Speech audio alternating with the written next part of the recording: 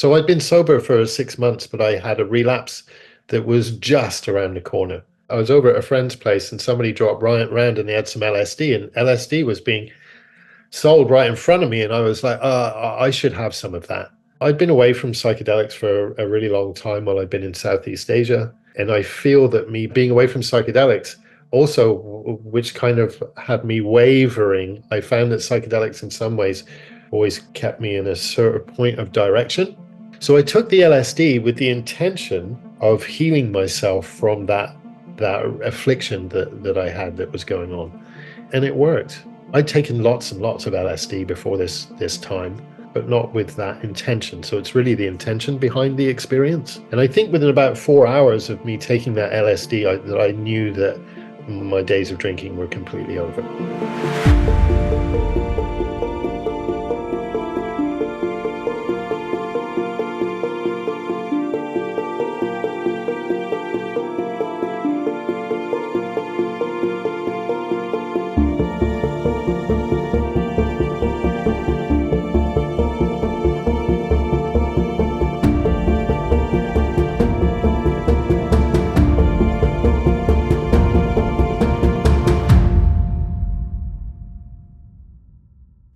Hello, everyone. Welcome to Psychedelic Conversations. We have Garyth Moxey in the house.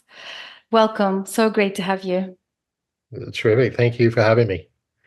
Just to give a bit of a context about who you are to our listeners, I would like to share a few lines from your bio, and then we'll have everything in the show notes, all the details and your contacts for our listeners to go through them later. For this conversation, purposes of this conversation, I'd like to say a few lines, if that's okay.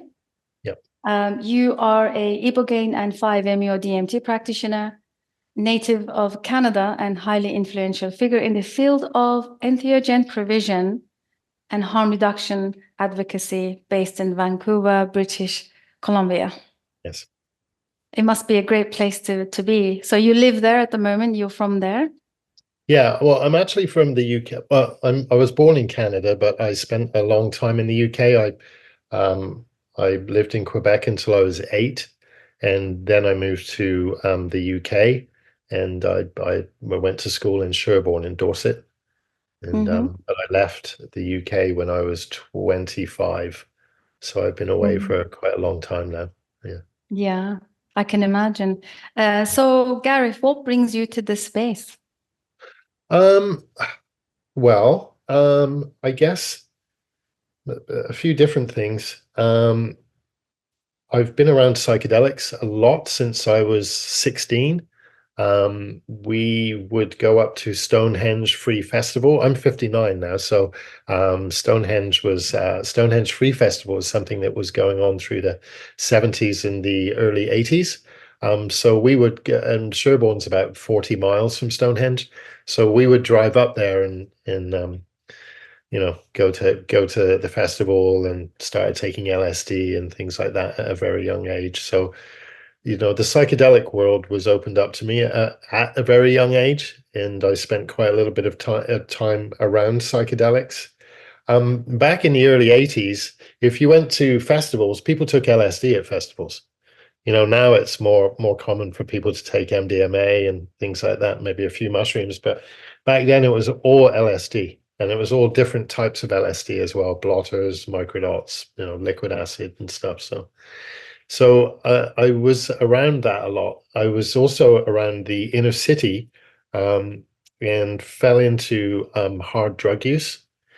And part of me getting away from the inner city and everything was actually joining up with the festival community and getting away from hard drugs, which were rampant in the 80s, and even worse now in the inner cities. And there was also an awful lot of unemployment then as well. So I feel that the festival scene in some respects was also part of unemployed culture. There was nothing to do in the inner cities, and younger people wanted more out of life. And so a lot of people took to the road. That was known as the quote unquote peace convoy back then in the 70s and the 80s. And of course, garnered a lot more attraction in the media during the Thatcher years, where it seemed to, because she had stuff going on with the coal miners and stuff. So Falklands, other shady dealings that were going on, and it seemed to be there was a lot of media distraction around the hippies and stuff and what have you. Yeah, I was involved pretty heavily in heavy drugs for a period of time. I was an IV drug user from 19 to 21. And then at 21, I actually went on the road and kind of joined up with the psychedelic circus, if you will. But that was ultimately much more healing for me to get me out of that inner city kind of scene. And yeah, so after that, I left Britain in, I think, the beginning of 1990, and I used to have dreadlocks. I cut all my dreadlocks off, and I went to Taiwan, where I knew that I could teach English as a native English speaker. So I was cut the dreadlocks off, and I was teaching ABCs to young Chinese kids. But unfortunately, I fell into drug use again there, fell back into opiates. My dad actually bailed me out. They were thinking about me coming back and going to rehab, but I just had a feeling that wasn't going to work. Um, I He helped me out to move to the Philippines, where I became a diving instructor. And so I worked in scuba um, for a while. But at the same time, I was also dealing with addiction issues.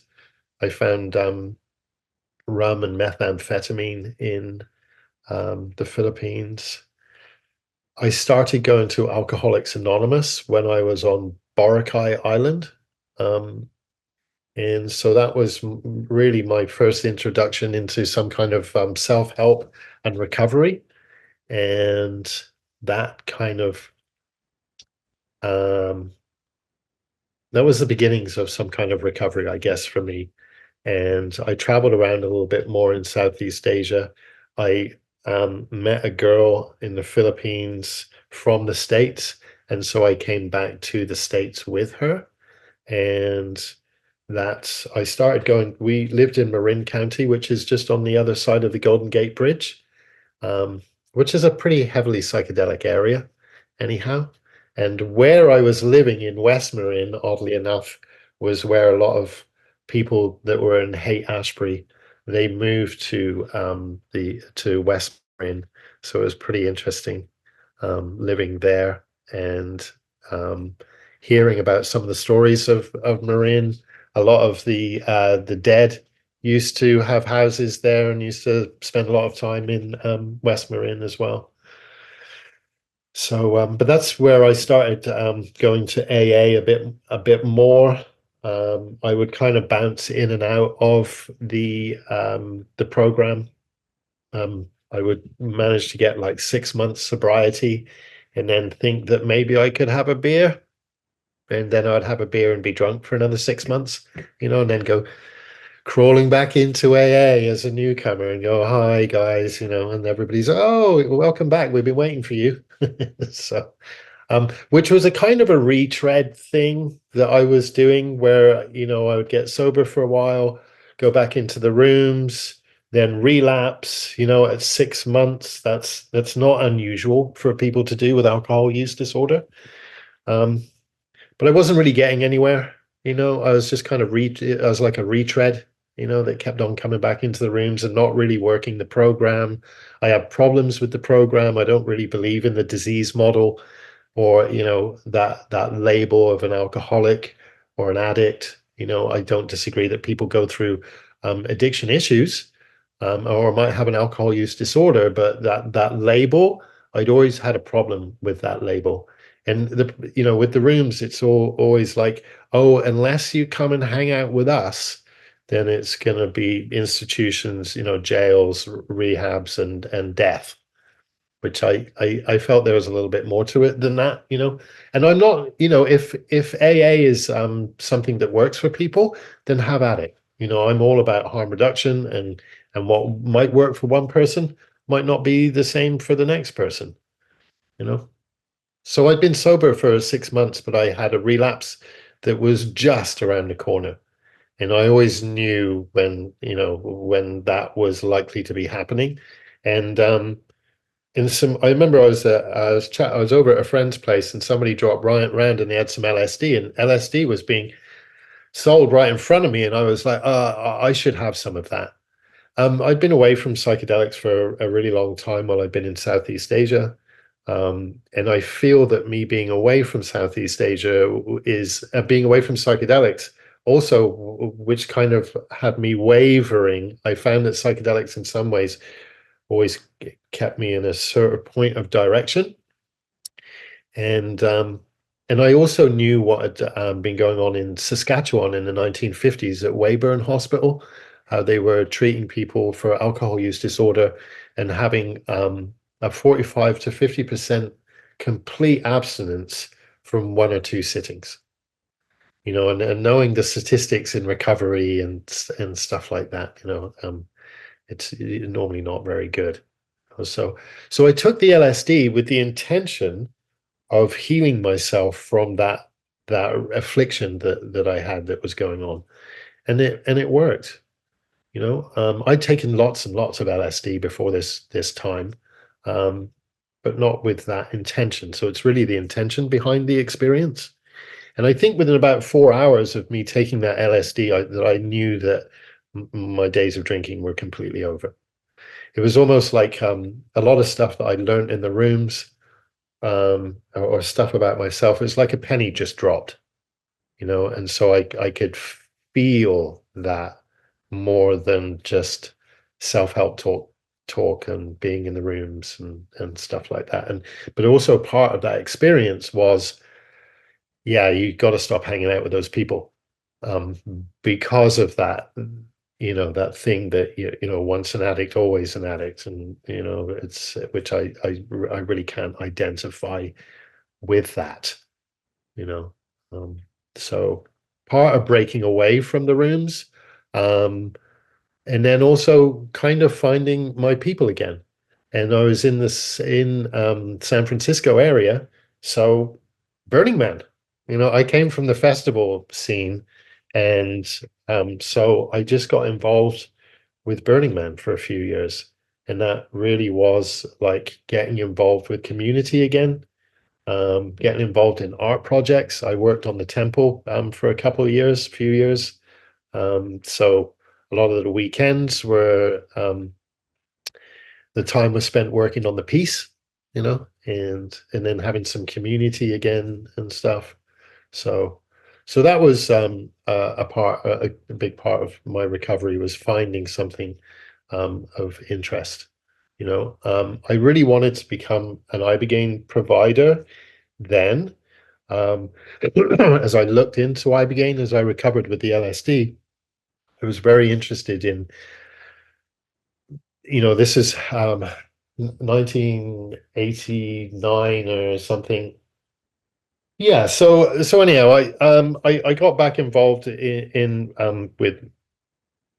I got involved with Burning Man, kind of found a little bit of life again and stuff. And then I wanted to go to Canada, and because I knew that Ibogaine was legal in Canada at the time. And so I wanted to go to Canada and open up an Ibogaine clinic. And that all kind of got put on the back burner a bit. I met my ex-wife at a Burning Man party just before I was going to go to Canada. And so, and she decided to come to Canada with me. So we had an old school bus that we lived in that had to be rebuilt and stuff. So the whole Ibogaine thing got put on a back burner for some time. And as I came to Canada, I'm a Canadian by birth, but I was bringing in somebody to come and live in Canada. So I had to make sure that I was all kind of squeaky clean, and had a normal job and stuff like that, and was paying taxes. So that all got kind of put on a back burner. And I had an opiate relapse in 2011. It was very short and very brief, but that's how I ended up taking Ibogaine. I went back to Britain. I'd had a relapse going for about 3 weeks or something or other. I ordered Ibogaine online, which is a really foolish thing to do, and then did a DIY treatment while I was back there for a family wedding. And that experience basically changed my life. Um, and then I started pursuing getting trained with Ibogaine and working out how I could start working with it in Canada. So yeah, Yeah. Wow, what a journey. yeah, and What that's a how I came journey. to Ibogaine. Thank you so much for sharing your story. Really Yeah. appreciate the authenticity and the, you know, just sharing as it is. I think it's really important for our listeners to hear some of these real life stories that a lot of the facilitators, psychotherapists, even indigenous teaching modalities, that some of the Western friends of ours, go and pursue and Hmm. learn from the indigenous teachers. They all seem to have their own story behind it. It's a little bit like the Colorado conference, the psychedelic science conference last summer. Yep. You probably were you there? I'm not sure if you were. No, I wasn't. I'm unfortunately persona non grata in the US now. I lived there for a long time illegally, and they found out about it, so now I'm not allowed back. Okay, I But got it. yeah. I understand. Just simply to say, there were nearly 13,000 people. 13, Yeah, yeah, yeah, yeah. 1,000 Following. participants. Yeah, and they all looked like they're coming from different walks of life. We had very, you know, presentable looking neuroscientists with ties, and we had, biotech investors, the companies and investors, and then we Yeah. had indigenous teachers, and we had people from psychotherapists, counselors, and also just underground shamans, facilitators. They were all different people, all walks of life, looking all different, dressed different, but they all shared common thing. They Mm. all came from similar stories of either recovering themselves or finding freedom through medicines or helping a family, and that impacted them. Seeing a Mhm. family member transitioning through medicine and healing, that impacted a lot of people. Yeah. So it really fascinates me. So you've said a few things that I'd like to open a thread, if that's okay. Hmm. One of them, you said it's very common to relapse, because I'd like to speak a little bit about the recovery, if that's okay. Hmm. And maybe we can start with Ibogaine. Why is it so effective? And also, if you can tell us a bit about the medicine itself. If, let's say, somebody's not heard of it before, what would you say Okay. about Ibogaine? Yeah. Well, Ibogaine or Ibogaine comes from is derived from iboga, and iboga is a plant medicine from West Africa, primarily Gabon, Cameroon, and the Congo. I think it was originally the forest people were the people that then gave it to their taller neighbors like 400 years ago, roughly, something like that. This is what I know of the story. Um, and then out of that, Bwiti came. Bwiti is a type of religion or spiritual practice from Gabon. And so I think it's like the tree of life, and it's a root. It's the bark. It's the second bark on the root of this shrub plant, and it's been spread quite a lot through the jungle and everything. The elephants apparently are one of the ways of spreading iboga, into the forest. And then I think that communities also grow it for themselves. And it's used originally, I mean, I think that they use it for a lot of different things. And believing that, spiritual maladies can lead to physical ones. So, but I think one of its primary uses is being given to adult males as they reach puberty, and so it's like an initiation into adulthood. So it's a very unique substance. It's a classic psychedelic like LSD, psilocybin, and DMT, but it's also a dissociative psychedelic like ketamine and 5-MeO-DMT, and it's also an oneric. And the oneric is like a waking dream. So it doesn't. I've been waiting because I read about it in The Plants of the Gods, which I got after my first mushroom trip at 16. So I've known about iboga for a really long time and always been very, very interested in taking it. And so I had all of this thing in my head as to how my ibogaine or iboga experience was going to be. And it was absolutely nothing like that at all. And so I would say that it's very unique in its properties and its actions. Um, it produces a dream-like state. Oneric means waking dream. In some ways, you could say that opiates are an oneric. You know, when somebody's on the knob on heroin, they're not asleep. They're not asleep as such, and they're thinking and dreaming of far off distant lands or whatever that might be for somebody. But that's kind of an oneric. So it's like heavy daydreaming, and pictures can come up in the mind's eye. Sometimes they're moving pictures. They can be of things from the past in childhood. Um, Sometimes people get a whole life review, which is very insightful for them. And other times it can be very fragmented. You know, you can get a little bit from when I was 5 and then something over here when I was 10. And it might not make a lot of sense at the time, but it's when you integrate that experience afterwards that it starts to make sense. You know, and it can be a bit like it's been described as like a defrag, like defragging a computer, you know, wiping it clean and starting over again. So Yeah, yeah. makes sense. And this is ibogaine that you're Yeah, talking. ibogaine. Now, if you look Ibogaine. at iboga Mm-hmm. in as a full spectrum, Right. half of it by volume in alkaloids is ibogaine, I and see. then there's like 11 other alkaloids here that don't have quite the qualities that ibogaine does. Now, I'm not saying that these are unimportant because they can add something to the experience, but they can be a little bit more taxing physically. So we work normally with just ibogaine, and then we add a little bit of the iboga just to give it a little bit of a more full spectrum feeling. I sometimes say in the lower doses that ibogaine on its own is a little bit like an Italian meal without the garlic. And so adding just a little bit of iboga into the mix gives it a little bit more of a full spectrum feeling.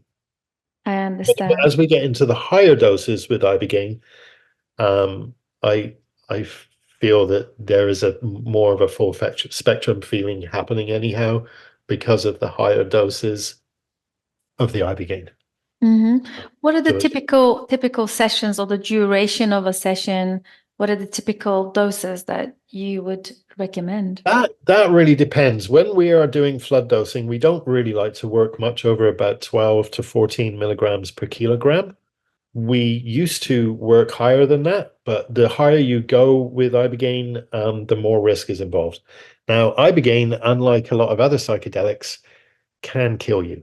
It has the possibility of doing a lot of harm. Well, if you think about it, it can do an awful lot of positive things for a person. So if it's given it's got that amount of power, it also has the power to do a lot of harm if it's given to the wrong people at the wrong time or at the wrong dosage, or if there are any other drugs on board. And because we work in addiction, sometimes there are clientele as well because they're in addiction that can also add other risks. So it's not it's not the easiest of medicines to be working with, and that's I think why there aren't that many people working with it because of the implications of how it can what can happen. You can have a very serious medical situation arise that could lead to death, you know. I But that understand. more often than not happens when people are using it in the very high doses. Yeah. So we tend to avoid that. And I'm going into my 13th year now of working with Ibogaine, and I have found that it's not so much about the flood dose, it's more about how much medicine you get into people over a period of time. So people, a lot of places in Mexico, they have people for 5 days to a week or something, whereas we normally, for a detox, an opiate detox, we have people come for 14 days or even longer sometimes. And one of the reasons why we're not knocking things out in a flood dose is because opiates are our primarily what we work with. And years ago, when we had things like heroin on the street, a $50 a day habit might equate to like 400 milligrams of morphine or something like that. Now, a $50 a day habit could be 1,500 milligrams of morphine or 2,000. I spoke to a guy the other day that's on 3,000 milligrams of morphine. So trying to think that we can knock that out with one flood dose is kind of naive. If you can imagine somebody's opiate dependency, the more that they're using, the deeper the hole they've dug themselves into. It's Mm. easier for me to get a housewife off of a few Percocet than it is for somebody who's been IVing fentanyl, for example. Yeah. And what would be the implications? Why long term? So you're the professional, you've been working and also you have your own experience with addiction. So what is it actually that these substances doing to their bodies? And then the contraindications, and also are they just kind of burning their receptors off and they're no longer receiving the effects? Or what are the dangers that you are Oh, looking no, what we're particularly? doing really is we heal and restore those receptor sites. Mm-hmm. It's not exactly fully understood what's going on with Ibogaine, you know, Mm-hmm. um, but there is a lot of healing that is involved. You can see it in people's faces, people that go through quite quickly when they come in, they look kind of, beaten up by their drug use. And then 48 hours later, after a flood dose, they've got all their color back in their cheeks and everything. Their eyes look alive, so yeah, it's quite miraculous in some respects of what it does, particularly with the opiate people, because coming off of opiates is extremely uncomfortable.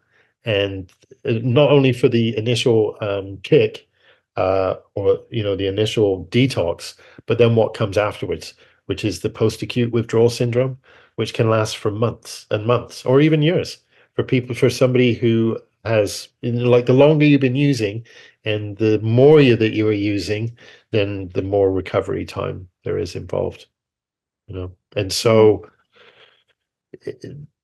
people's dependencies are much more severe now than they were when we started this. So we work more often on a much slower protocol where we're more titrating people off of morphine.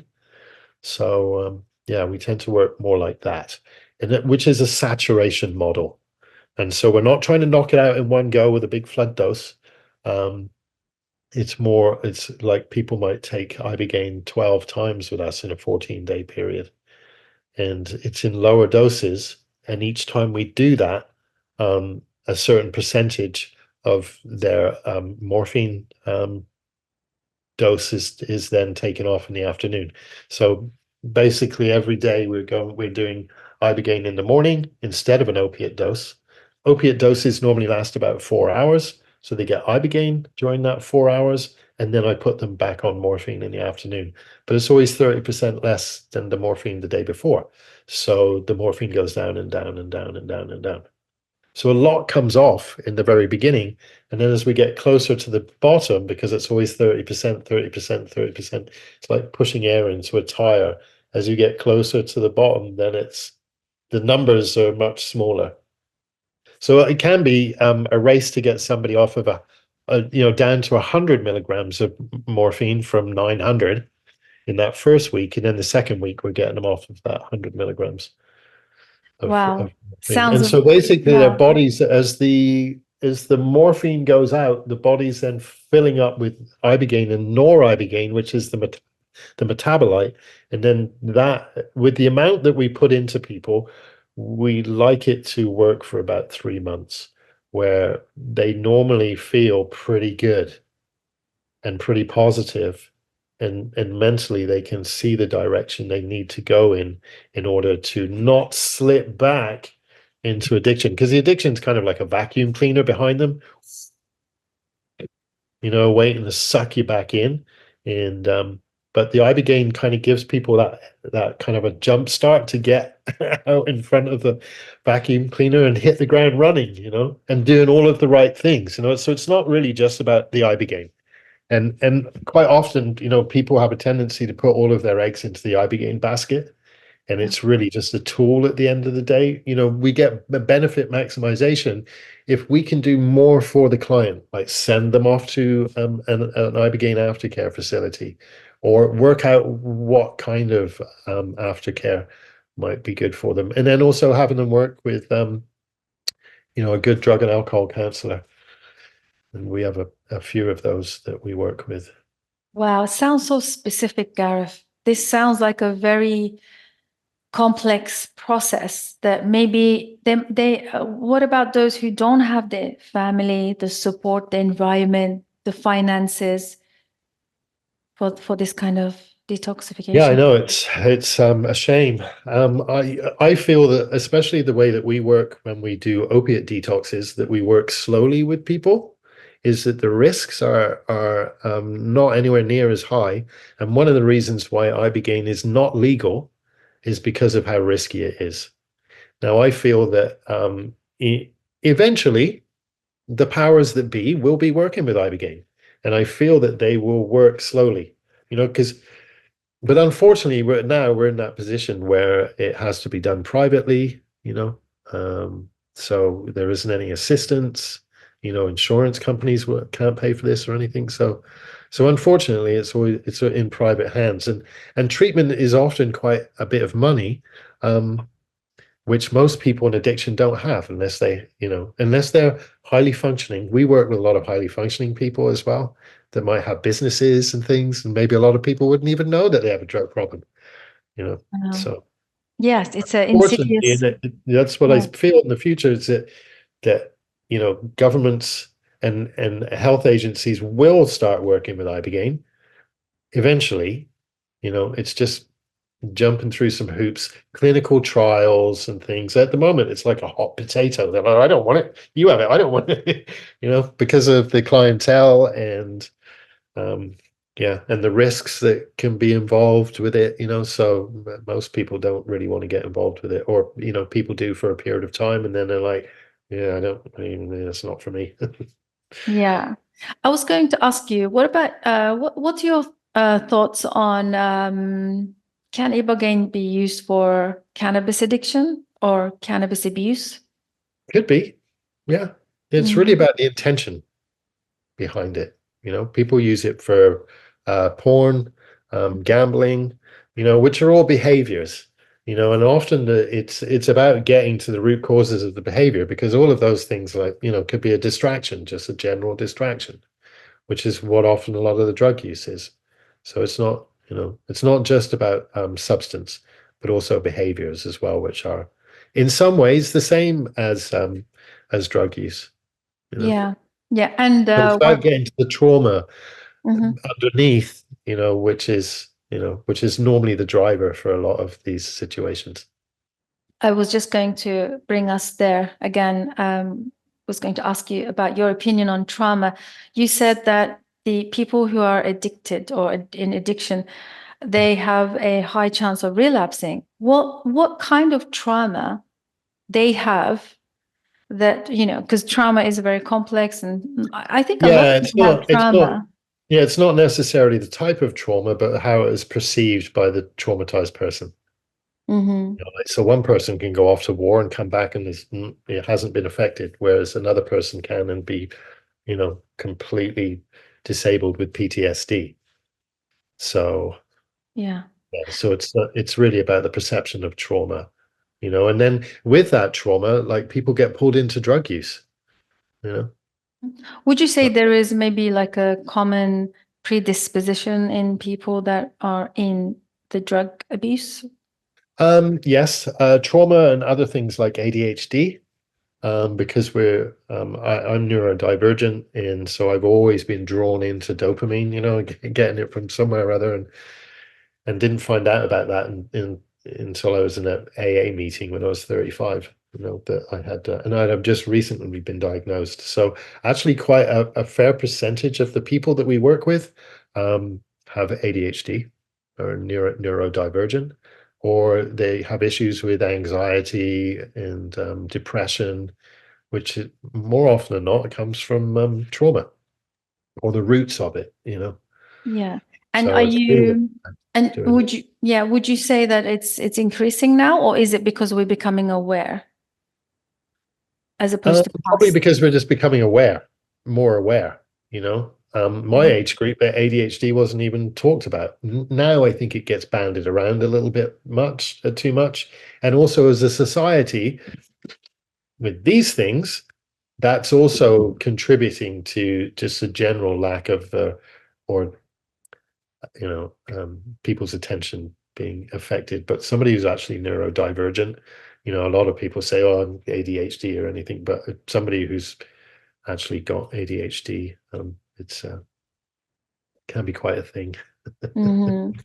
And the other question I have for you, is it possible to do the similar detoxification process that you do, maybe with 5-MeO, psilocybin, and other psychedelics that are maybe safer and they don't cause death? Well, the detox part, the reason why people are coming to Ibogaine is because all of those other psychedelics can give you the deep insights that you might need in order to get out of addiction. The thing with Ibogaine is that it it's a powerful addiction interrupter. So it gives the person who's afflicted with the addiction an opportunity to have the monkey off their back. It's very difficult to deal with your trauma and things like that, or to move forward when people have that dependency. So it's people have the opportunity then to kind of break free emotionally with and physically with the with ibogaine, and especially with the opiates, because opiate withdrawal is horrendous, and the deeper you're in with it, then the worse it is. And then the post-acute withdrawal syndrome can go on for ages and ages and ages. So that's why people get caught in with in addiction for so long. So it's having the opportunity to be able to step out of that normal dependency, and then to be able to deal somehow with some of the deeper problems that might be affecting somebody. So there's this particular reason why people come to ibogaine. You don't have to be in addiction in order to benefit from an ibogaine treatment, but most of the people that come to it they have some. Nobody's coming to ibogaine whistling Dixie. Most people have got some issue going on, but for the most part, it's addiction. Yeah. That's what that can do for people. Yeah, it's true. I haven't really spoken to many people or met many people who are going for ibogaine or iboga for exploration. They really have a far deeper addiction problem or something like that in order to seek it out, for Yeah. sure. It's not an easy medicine to take either. Mhm. It's pretty gnarly.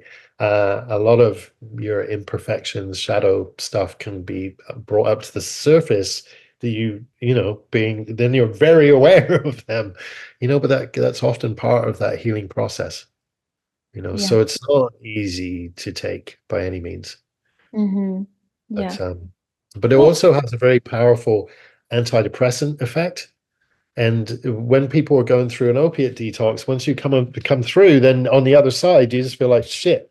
And you have chronic depression and anxiety for months afterwards. Whereas Ibogaine carries people through that bit.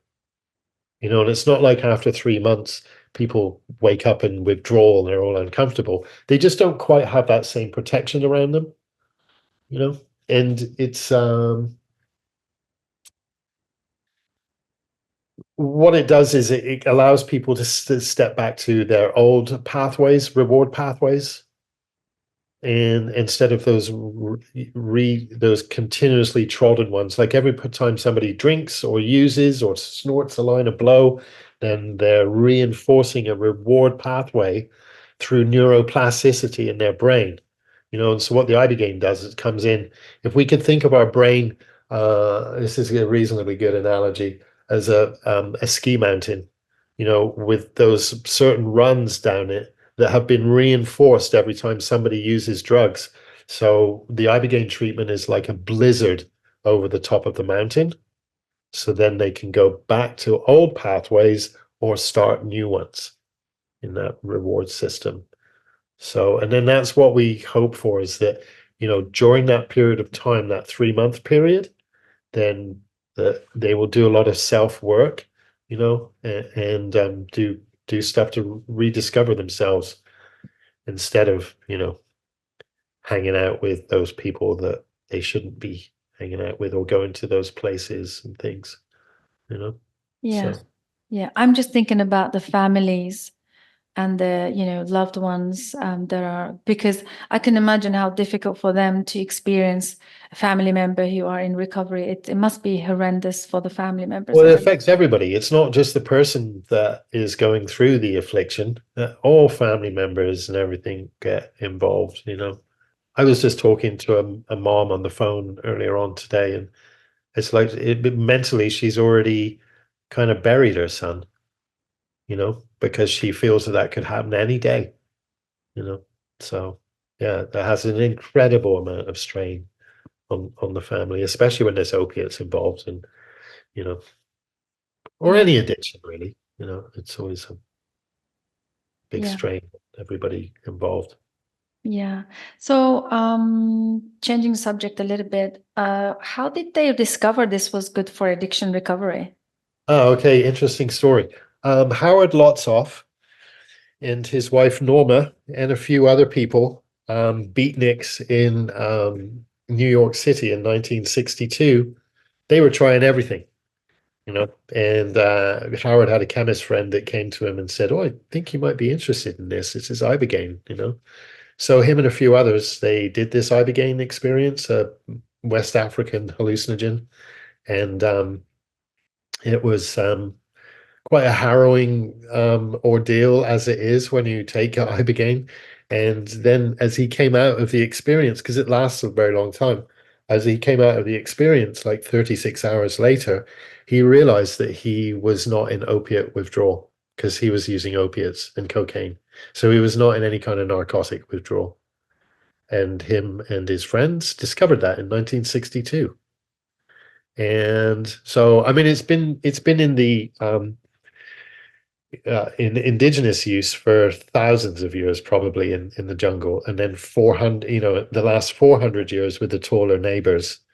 Um, and then since 1962, it was just miraculously discovered. And then Howard tried to bring this to the market and stuff. And yeah, the incredible difficult time doing that. And I think there were some trials going on last year in Britain, but I think that they have stopped for some reason. So its development has taken a really long time. If you think, I'm 59 and I was born in 1965. So, most of those Norma Lotsoff is still alive, but Howard's gone, and most of the other people that took it are gone. They worked as underground providers for a long time. And yeah. So Yeah. it's moving, it's changing a bit. Like when I first started this, there were about 50 of us worldwide, and now there's like 100 clinics.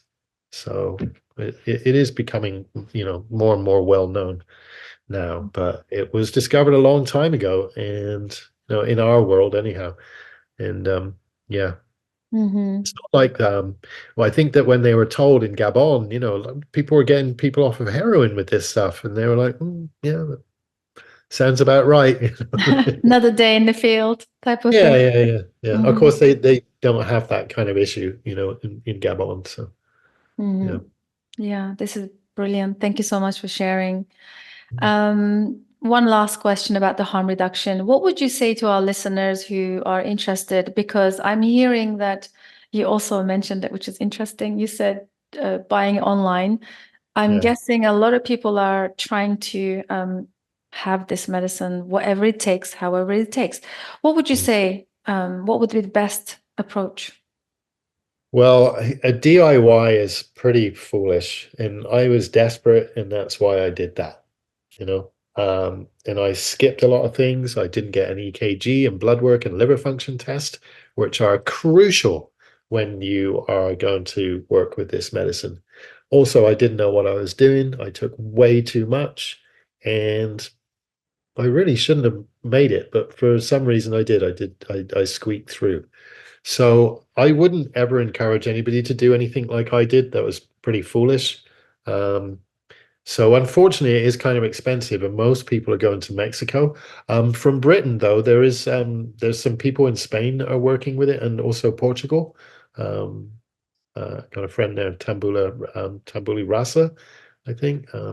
So it is available. It's not available in Britain, but yeah, it's illegal in a lot of places.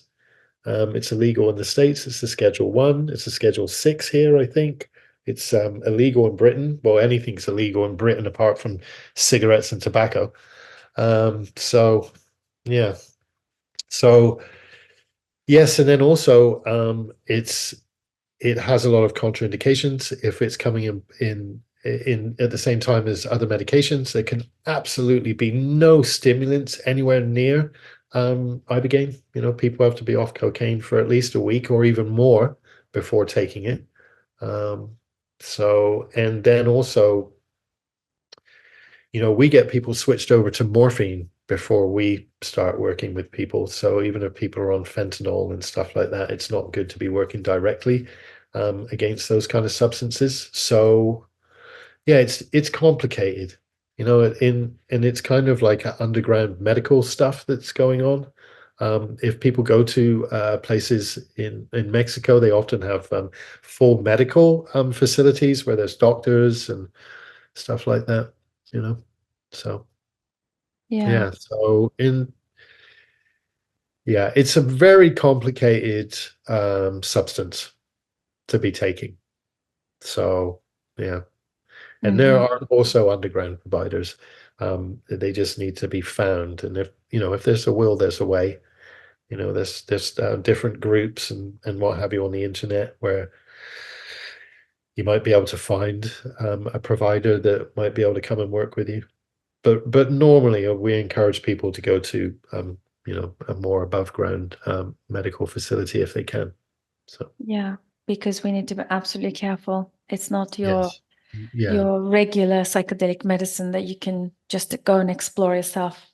Yeah. yeah, yeah. It's a little bit different. And Mhm. then also the 5-MeO as well. That's another medicine that we work with.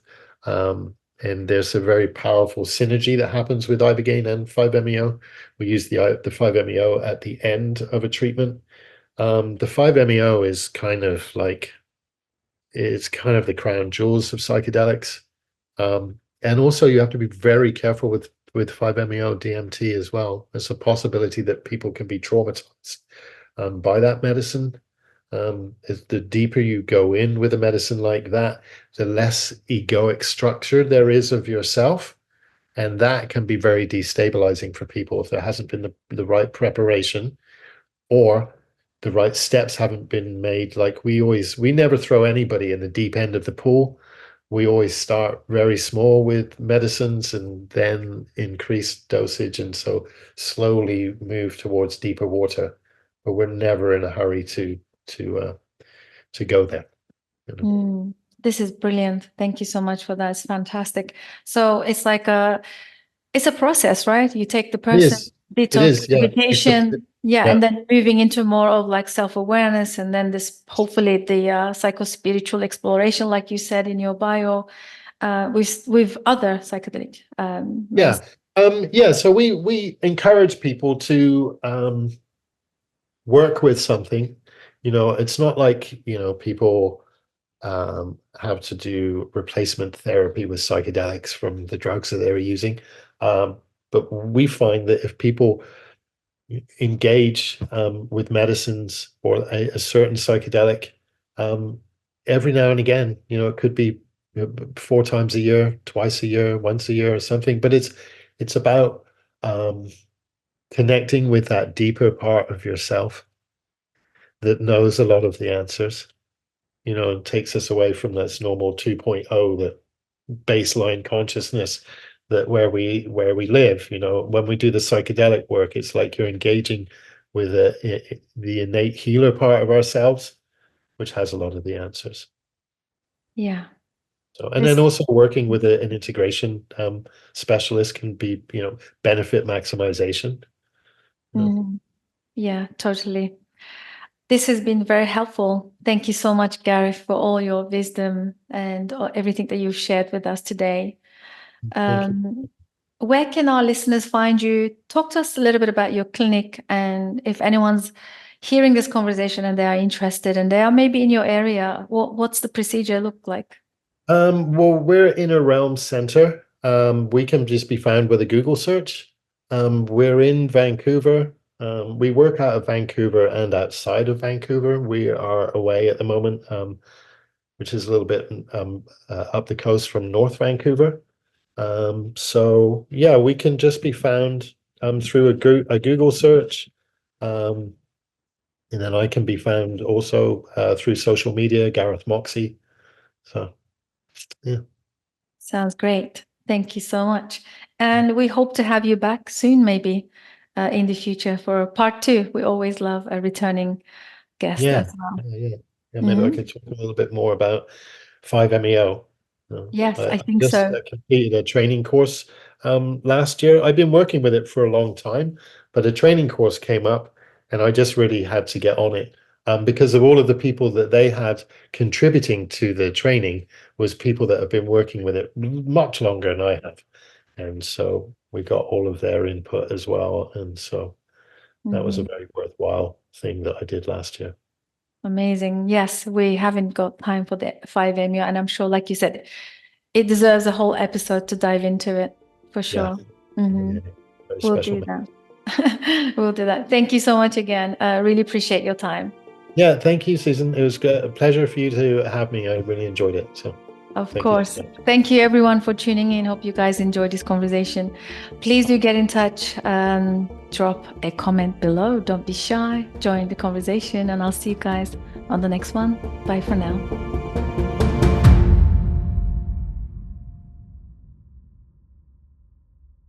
Thank you so much for joining us. Psychedelic Conversations podcast is designed to educate, inform, and expand awareness. For more information, please head over to psychedelicconversations.com. You can also share with your friends or leave a review so that we can reach more people. You can also join us in our private Facebook group to keep the conversation going. This show is for information purposes only, and it is not intended to provide mental health or medical advice. Thanks for listening.